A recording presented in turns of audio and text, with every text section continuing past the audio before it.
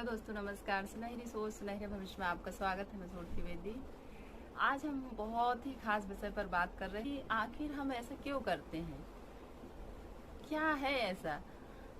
जैसे कि कोई भी त्योहार आता है, कोई भी उत्सव आता है, हम इतनी धूमधाम से उस दिन को तो इतने अच्छे से मनाते हैं, इतना अच्छा लगता है, बहुत खुशी होती है। हमारी संस्कृति में यह भी तो बताया गया है कि हमें यदि किसी का स्मरण करना है, याद करना है, तो उनके गुणों को, उनके कर्मों को, उनके संघर्षों को याद करके अपने जीवन में उतारने का भी तो हमारा कर्तव्य है। तो कई बार मन में ऐसा विचार आता है, जैसे हम अधिकतर देखते हैं कि कोई भी देवी देवता, कोई भी महापुरुष जो भी हैं, उन सभी के लिए हम पूजा अर्चन, रैलियां, बहुत सारा गुणगान करते हैं, बहुत सारी बातें करते हैं और उनके लिए बहुत आस्था, श्रद्धा हर एक के हृदय में होती है और यह जरूरी भी है। मतलब इन सभी चीजों के साथ यदि हम उनके गुणों को महत्व दें, उनके गुणों को अपनाएं तो कितना अच्छा होगा। यानी हम सब सुनते हैं, जिस दिन उनका उत्सव रहता है वो बड़े धूमधाम से मनाते हैं, बहुत मन मतलब उत्साहित रहता है, खुशी रहती है। और यदि जब हम सिर्फ उनकी पूजा करते हैं, उनका गुणगान करते हैं, उनकी बातों को याद करते हैं, उनके कार्यों को याद करते हैं, तो इतनी खुशी मिलती है। और यदि हम उनके गुणों को अपने जीवन में उतार लें तो फिर सोचिए कितनी खुशी नहीं मिल सकती। यह अनुभव कह रहा है कि इतने सालों से मैंने भी बहुत पूजा पाठ किया, बहुत भक्ति, मतलब बहुत व्रत, बहुत सारी सब चीजें किया, लेकिन समझ नहीं थी। बस पूजा करते गए और आज यह एहसास हो रहा है कि यदि हम मतलब भगवान के लिए रात दिन उनकी पूजा पाठ, मंत्र जाप और बहुत सारे मतलब विधि विधान से हम समय लगाते हैं पूजा में, तो उसकी वजह यदि उनके गुणों को सीखने, अपने जीवन में उतारने में यदि समय लगाते हैं तो जीवन, जैसे कि राम कृष्ण गणेश जी, जैसे कि अभी हमने कुछ समय पहले जन्माष्टमी का त्योहार मनाया है, श्री कृष्ण भगवान की पूजा पाठ बड़े धूमधाम से सभी, लेकिन उनके जो सर्वश्रेष्ठ गुण हैं उन्हें भी अपने जीवन में धारण करना कितना महत्वपूर्ण है। यानी हमें सब करना है, पूजा भी करना है, आस्था भी रखनी है और खूब धूमधाम से उत्सव भी मनाना है, लेकिन सर्वश्रेष्ठ यदि कुछ है तो उनके गुणों को अपने जीवन में उतारना। ऐसा यदि हम संकल्प लेते हैं और ऐसे हम दृढ़ निश्चय करते हैं तो ऐसे कितने कृष्ण जन्म लेंगे, कितने राम भगवान जन्म लेंगे, कितने गणेश जी, कितनी माँ दुर्गाएं, कितनी शक्तियां, सब कुछ यहाँ हमें देखने को मिलेंगे यदि हम उनके गुणों को, किस कारण वो पूजे जा रहे हैं, इस पर हम ध्यान दें, इस पर हम फोकस करें।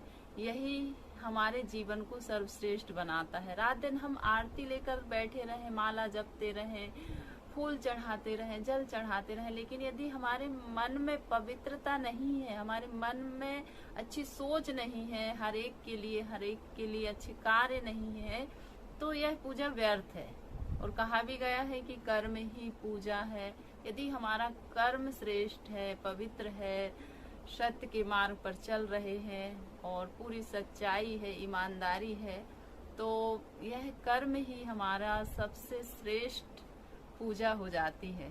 ऐसा मुझे लगता है, यह मेरा व्यक्तिगत विचार है। आप लोग क्या सोचते हैं कमेंट बॉक्स पर जरूर बताइएगा। और मतलब जैसे कि अभी हम देख ही रहे हैं कि त्योहार एक के बाद एक शुरू है और अभी गणेश जी का जन्म दिवस होगा और फिर 10-12 दिन बच्चे पूजा पाठ आरती में पूरा समय लगाएंगे और वो अपनी पढ़ाई लिखाई को एक साइड रख देंगे।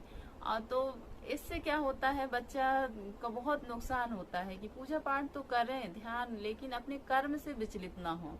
इस चीज का हमें ध्यान रखना है बेटा।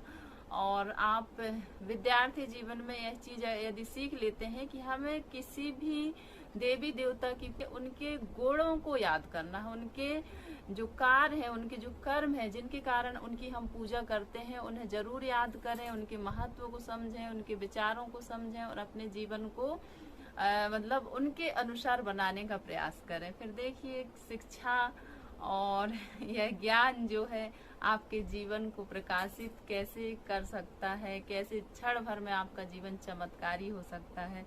बहुत अच्छा लगता है, बहुत खुशी होती है, ऐसा बार बार लगता है। इसलिए मैं सारे बच्चों से यही आग्रह करती हूँ कि आप सर्वप्रथम हर एक महापुरुष, हर एक देवी देवता के गुणों को अपनाएं, गुणों को जीवन में धारण करें, उनके महत्व को समझें, उनके कार्यों को समझें और उनके संघर्षों को समझें और उसके अनुसार अपने जीवन को ढालने का प्रयास करें, बनाने का प्रयास करें, निखारने का प्रयास करें। तो आपकी यही सच्ची श्रद्धा होगी, सच्ची पूजा होगी और ऐसा मेरा हृदय कहता है।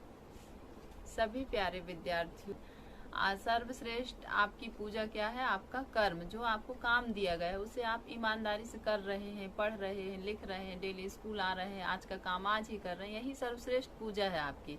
और यदि इसे छोड़कर आप भगवान जी के सामने हाथ जोड़कर बैठे रहेंगे, दिन भर पूजा पाठ करते रहेंगे कि भगवान जी हमें पास कर दो, हमें विद्या दो, हमें शिक्षा दो, तो इससे आपको कभी भी शिक्षा नहीं मिलने वाली। आपको स्वयं कर्म करने होंगे, स्वयं आपके कार्य को पूरा करना होगा, तब आपको सफलता मिलेगी।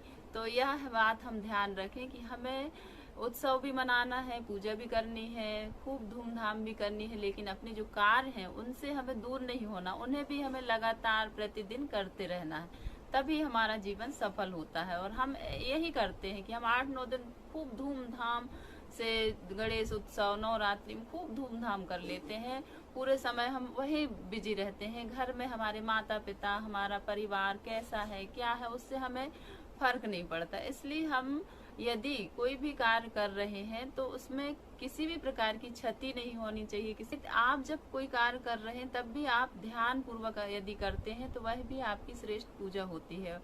और यदि आप पूजा भी कर रहे हैं और आपका मन इधर उधर विचलित है, भटक रहा है, तो हम ऐसा करके और अपने जीवन को सफल बना सकते हैं। और हमें यही प्रयास करना है कि हमें सर्वश्रेष्ठ गुणों को अपनाना है, अपने जीवन में उतारना है, तभी हमारी पूजा का सार्थक है। सर्व गुण संपन्न है, उनके गुणों को हम यदि जीवन में धारण करते हैं, प्रथम पूजनी कहा गया है, एक दंत कहा गया है, और वो कितने कर्तव्यनिष्ठ थे, अपने माता पिता के कितने आज्ञाकारी थे। उन्होंने मतलब अपनी माँ की बात, अपने कर्तव्य पर इतने अडिग थे। प्रथम पहले उनके गुणों का स्मरण करें, उनको याद करें और उनको अपने जीवन में समाहित करें। हम गुणों को ज्यादा महत्व दें और गुणों को अपने जीवन में उतारें। यही कहकर अपनी वाणी को विराम देती हूँ। आप सभी का बहुत बहुत धन्यवाद, आभार।